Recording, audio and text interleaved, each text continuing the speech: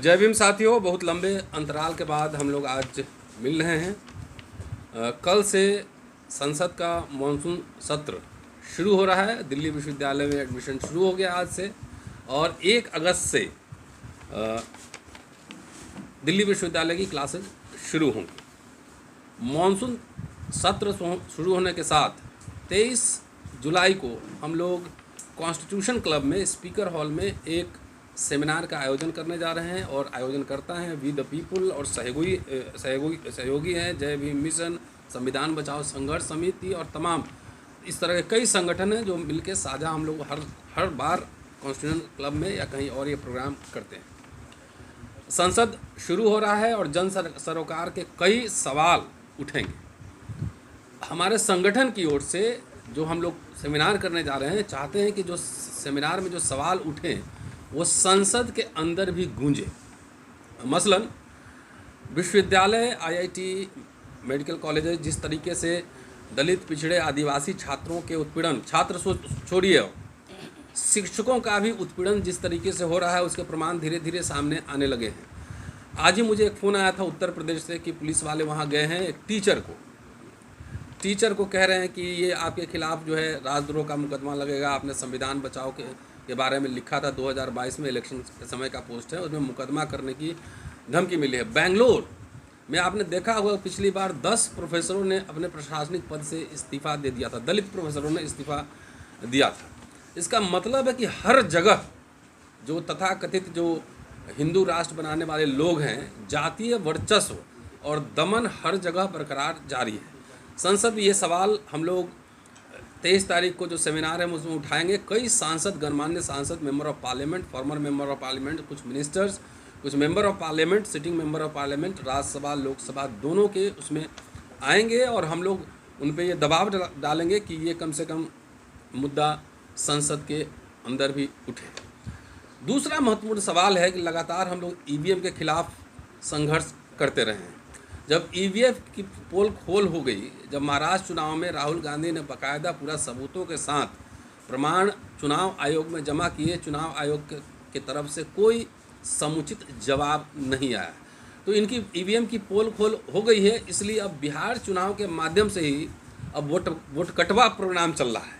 इसलिए हम लोग ये मुद्दा भी उठाएंगे, और साथ साथ ये भी मुद्दा उठाएंगे कि ईवीएम से नहीं और सीधा बैलेट पेपर से चुनाव हो। बहुत दिनों से ये मांग हो रही थी कि जातीय जनगणना हो। जातीय जनगणना मतलब हर जाति की जनगणना, सिर्फ जाति की नहीं, उसके कितनी संपत्ति है, कितने ज़मीन है, कितने बिजनेस में है, कितने नौकरी में है, एक एक आंकड़े सामने आने चाहिए। इसमें जो विलम्ब हो रहा है, जो विलम्ब होगा, जितना विलम्ब होगा उतना समझिए बहुजनों की हकमारी होगी।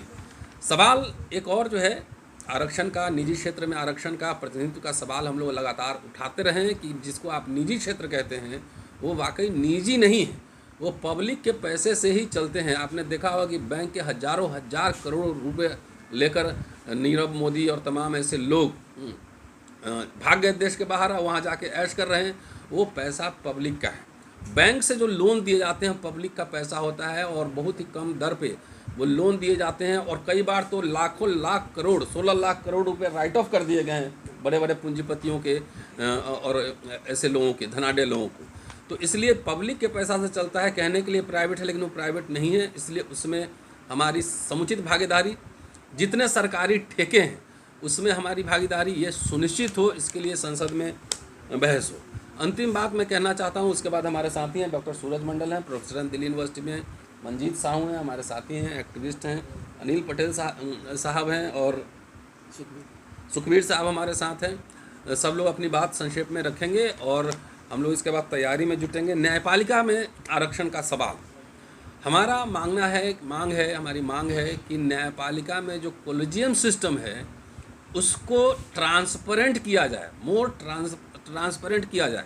क्योंकि जिस तरीके से उपराष्ट्रपति एनजेएससी का सवाल उठा रहे हैं कि नेशनल जुडिशियल कमीशन बने, तो हम लोग जानते हैं कि इसका क्या फिर असर होगा, जैसे इलेक्शन कमीशन का, जैसे यूपीएससी का, जैसे नीट में आपने देखा होगा, जैसे तमाम ये हो रही हैं, धांधलेबाजी हो रही हैं। तो इसका मतलब है कि सीधा सरकार अपने कंट्रोल में न्यायपालिका को लेना चाहती है। इसलिए हम लोग चाहते हैं कि न्यायपालिका अपने कोलेजियम को बहुत ही ज़्यादा ट्रांसपेरेंट बनाए, उसको ज़्यादा डाइवर्सिफाई करें, सबका समुचित रिप्रेजेंटेशन उसमें आए, इसके लिए आवाज़ बुलंद करेंगे। शिक्षा का सवाल है, जिस तरीके से कोचिंग इंस्टीट्यूशंस नीट के लिए, आईएएस के लिए आप देख रहे हो 2.5 4 लाख रुपए फीस लिए जा रहे हैं, और जितना टफ किया जा रहा है, जितना अंग्रेजीदा किया जा रहा है कि जो दलित पिछड़े आदिवासी समुदाय के जो लोग होंगे, जो रीजनल भाषाओं में पढ़ते होंगे, वो शायद ये पढ़ाई उनके लिए पहुंच के बाहर है। हम लोग सरकारी स्कूल में पढ़ के आए हैं सब, तो सरकारी स्कूल में पढ़ के यहाँ तक पहुँचे हैं, लेकिन मैं दावे के साथ कह सकता हूँ कि जिस स्कूल में मैं पढ़ा हूँ वहाँ का पढ़ा हुआ बच्चा शायद अब बन पाए, क्योंकि पूरा एलीट अंग्रेजीदा माहौल ऐसा बनाया जा रहा है, टफ किया जा रहा है। उसके अलावा घोटाला तो है, वो अलग ही, घोटाला पे तो सूरज जी पूरे आंकड़े के साथ बात करेंगे। तो ये तमाम मुद्दे हैं, इसको लेकर हम लोग 23 तारीख को कॉन्स्टिट्यूशन क्लब में मिल रहे हैं। आप सब साथी, मीडिया के साथी आमंत्रित हैं, और जितने साथी सुनेंगे आप, समय है 2 बजे से, 2 बजे से चाय पानी खाने का भी इंतजाम है, और 2 बजे से हम लोग मिलेंगे कॉन्स्टिट्यूशन क्लब में। 23 जुलाई 2025 डेट याद रखिएगा। शुक्रिया। अब हम सूरज जी को आमंत्रित करते हैं कि आएँ और अपनी बात रखें। आपको मैं बताना चाहूँगा, और आपके माध्यम से पूरे देश के, खास तौर से दलित, पिछड़े, आदिवासी और गरीब लोगों को, कि एक बड़ा षड्यंत्र इस देश में चल रहा है। ये जो 21 तारीख से लोकसभा का सत्र होगा, ये हंगामेदार निश्चित तौर से इसलिए होगा क्योंकि जनता की तमाम संवैधानिक अधिकार और सबसे महत्वपूर्ण अधिकार, वोट देने के अधिकार पर एक बड़ी डकैती बिहार चुनाव के माध्यम से हो रहा है। पूरे के पूरे जो उनकी षड्यंत्र है उसका पर्दाफाश हो चुका है, और वरिष्ठ पत्रकार अजीत अंजुम जैसे लोगों पर एफआईआर की जा रही है कि आप क्यों एक्सपोज कर रहे हैं। सुप्रीम कोर्ट में ये मामला लंबित है। जिस हिसाब से संवैधानिक संस्था अपने संवैधानिक दायित्व को छोड़कर आगे बढ़ रही है, मैं समझता हूं कि सुप्रीम कोर्ट को इसका संज्ञान लेते हुए, और जिस प्रकार से सरकार हर एक लोगों पर देशद्रोह का मुकदमा करती है, ये कि पूरे के पूरे चुनाव आयोग पर देशद्रोह का एक मामला चलना चाहिए। क्योंकि अगर संविधान से वोट देने के अधिकार को आप छीन लेंगे, आप जिस प्रकार से पूरे के पूरे बिहार में फर्जीनामा कर रहे हैं और उसी की प्रतिरूप पूरे देश में करने का ऐलान कर चुके हैं, तो ये लगता है कि लोगों के वोट का अधिकार को भी आप छीन रहे हैं। इस पर चुनाव, अभी जो संसद सत्र होगा उसमें चर्चा होनी चाहिए।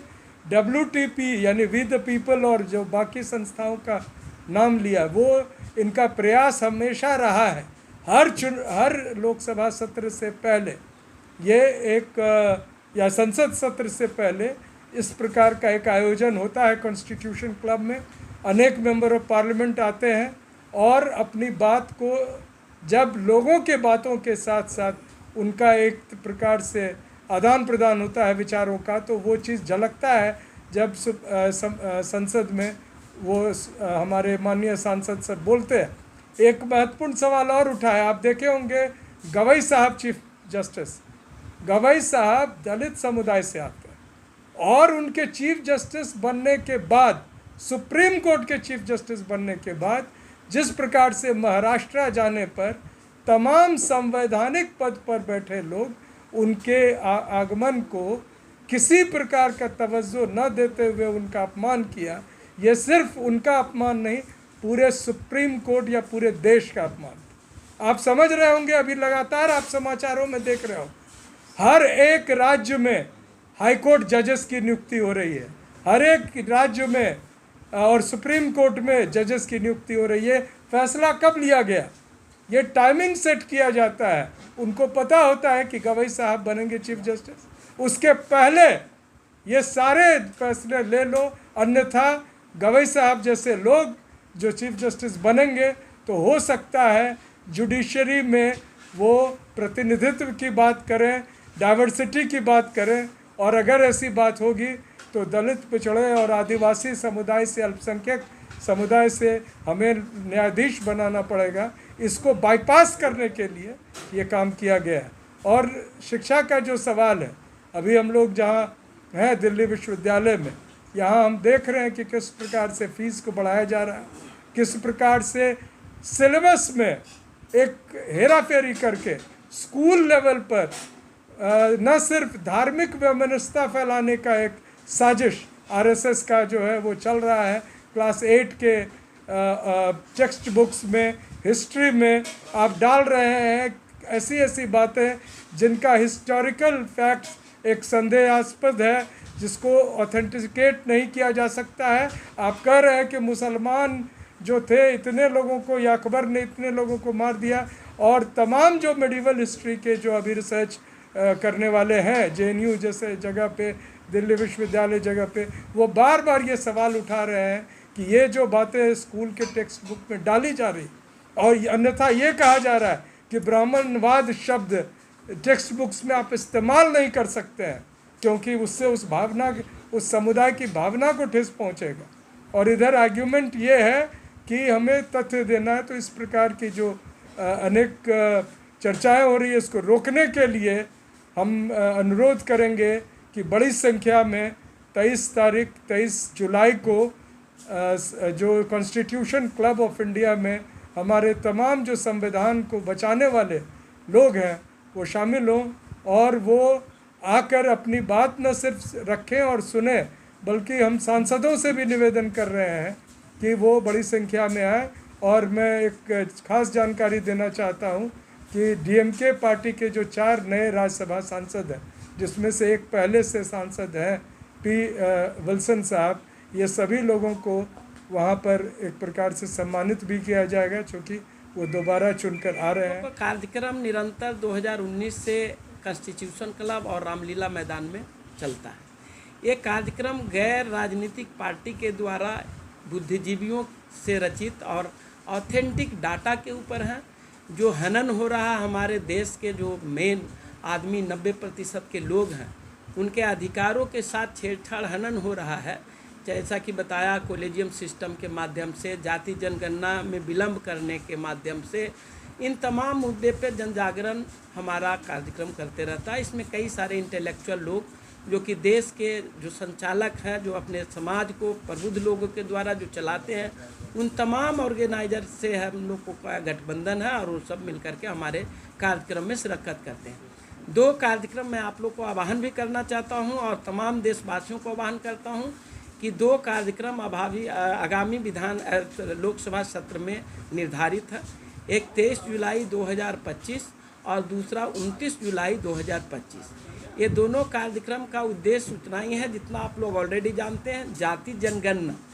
पहला मुद्दा हम लोग को जाति जनगणना जो निर्धारित हुई, सरकार ने जो किया है, फैसला लिया है कि कास्ट सेंसस में एडेड करने के लिए, उसमें बहुत सारे विलम्ब हो रहे हैं। 23 अप्रैल 2026 से उन्होंने टेंटेटिव डेट डिसाइड किया है। जितना हम लोग को ज़्यादा विलम्ब होगा उतना हमारे अधिकारों को हनन होगा। दूसरा है कि बैलेट पेपर से चुनाव, कहीं न कहीं ये बू आती है। सब जानते हैं कि जिस जगह पे लोगों को जो क्षेत्र में जब जाते हैं प्रतिनिधि, खास करके जो वर्तमान में सरकार है भारतीय जनता पार्टी, उसके प्रतिनिधि जब क्षेत्र में जाते हैं उनको खदेड़ते हैं, विधानसभा एक्सेप्ट नहीं करते और वो फिर पुनः जीत के आते हैं।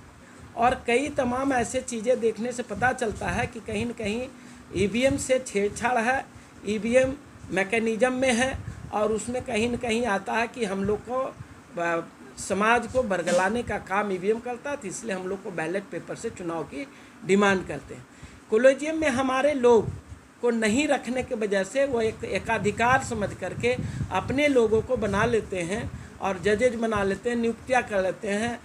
अभी आपको जीता जागता 2 उदाहरण मैं पेश कर देता हूँ। ये तमाम देशवासियों को देखना चाहिए, खास करके जो वकालत क्षेत्र में है उनको इस चीज़ का विरोध करना चाहिए कि वकालत में, जैसे हमारे बिहार प्रदेश में एक बड़े राजनीतिक पार्टी के लोग जो कॉलेजियम में सरकार चल रहे हैं, जनता दल यूनाइटेड के, उनके एक हमारे लोग हैं संजय झा जी, राज्यसभा सांसद भी हैं, बिहार में मंत्री भी हैं।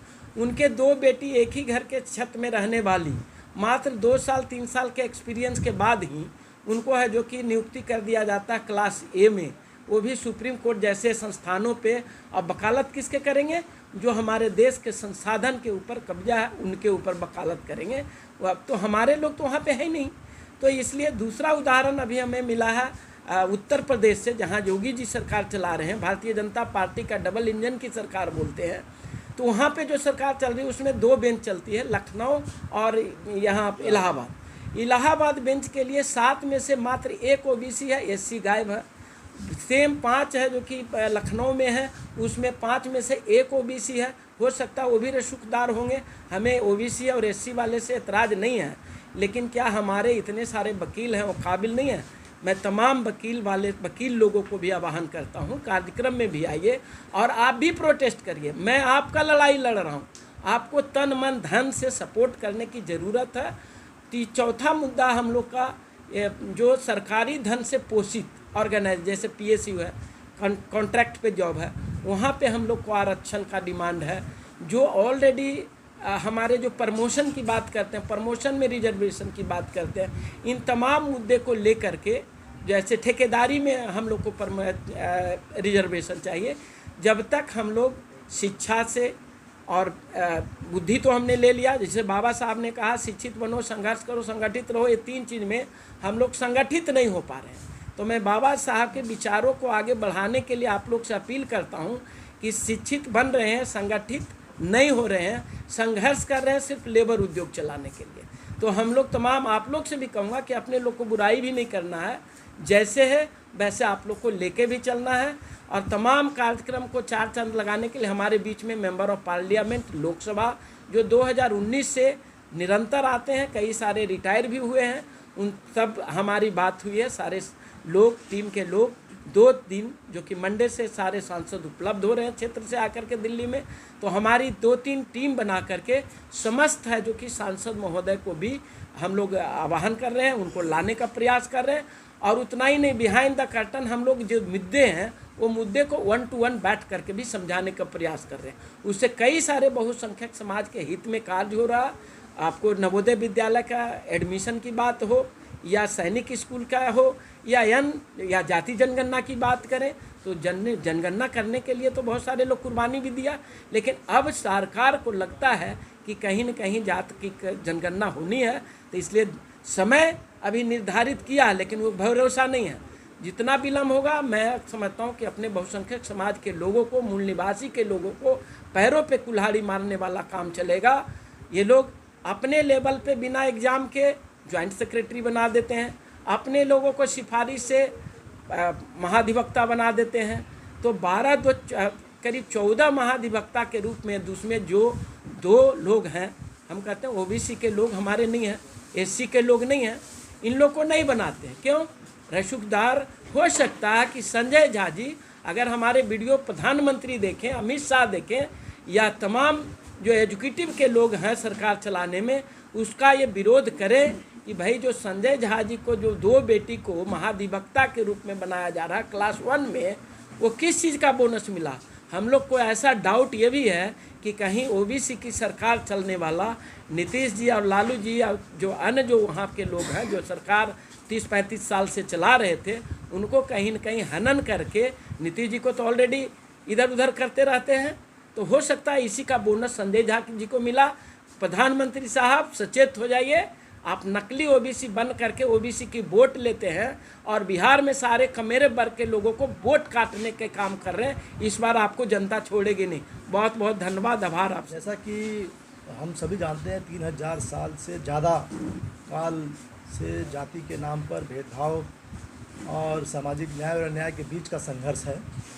अभी हमारे पहले 3 हमारे प्रबुद्ध साथियों ने आपके बीच जो बात रखी हैं, प्रोफेसर रतन लाल जी ने, डॉक्टर सूरज मंडल जी ने और अनिल पटेल जी ने, और 23 तारीख को जो वी द पीपुल एंड तमाम जो संगठन है उसके साथ जो हम लोग का कार्यक्रम है, उसमें ख़ास तौर से जो ये सवाल है कि आज़ादी के 75 साल जो संविधान बाबा साहब डॉक्टर अम्बेडकर ने दिए, उसके 75 साल लगभग होने वाले हैं। और उसके बाद उस संविधान में जो प्रावधान है, चाहे मतदान का अधिकार है, चाहे सभी वर्गों को उचित प्रतिनिधित्व, रिजर्वेशन, रिप्रेजेंटेशन का सवाल है, उसको ये जो तमाम अभी वर्तमान में जो सरकार चल रही है केंद्र में 11 साल से, और वो उसको कुचलने का काम कर रही है। जाति जनगणना के नाम पर राजनीति हो रहा है, चाहे अनुसूचित जाति हो, पिछड़े वर्ग हैं, अति पिछड़े वर्ग हैं, आदिवासी है, धार्मिक अल्पसंख्यक समाज के लोगों उनके साथ जो है एक राजनीतिक षड्यंत्र करके भारतीय जनता पार्टी और आरएसएस अब तो सीधे सीधे उनको उनके वोट से वंचित करना चाहती है। जैसा कि बिहार में देख रहे हैं कि कानून ये कहता है, और हमेशा ये कानूनन ये होता रहा है कि जनवरी में जो मतदाता सूची जारी होता है, उस मतदाता सूची के ऊपर ऑब्जेक्शन लेने का तो प्रक्रिया चलता है, लेकिन उस मतदाता सूची को इधर उधर करने का कोई इतिहास पूरे चुनाव में 1952 से लेकर के अब तक किसी देश और किसी प्रदेश में नहीं हुआ है हमारे इस संविधान के तहत। लेकिन इस बार आप देख रहे हैं कि अचानक से एक जिसको कहते हैं वोट बंदी, नोटबंदी के बाद हम लोग ये कहना चाह रहे हैं कि ये वोट बंदी करने की योजना को लेकर के आए हैं। और जब कोई पत्रकार, पूरी जो मेन स्ट्रीम मीडिया हो तो इनका गाना गाने में लगे, लेकिन कोई पत्रकार जब दिल्ली से जाकर के वहाँ पे उनको पर्दाफाश करने का काम करता है तो उसके ऊपर जो है वो मुकदमा दर्ज कर रहे हैं।